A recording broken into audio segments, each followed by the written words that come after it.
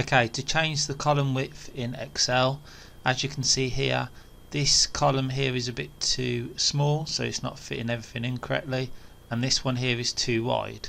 So all you need to do is you go between the D and the E, and you can see that the icon changes to a little black cursor. So go off it again, you can see it looks like that, and then it turns to black. You pull it across and you simply just move it to where you want, so it's between the line of D and E. So I'm going to make that thinner, go through, okay, and just make sure it's nicely done so that text can all be seen and it's formatted correctly. Now there is another way to do it as well. You can actually double click on that line, and that will actually optimize it to what it thinks it should be on the width. So if I double click, it does it to there. I can obviously move it in and out if I need to again, just to tidy it up a little bit.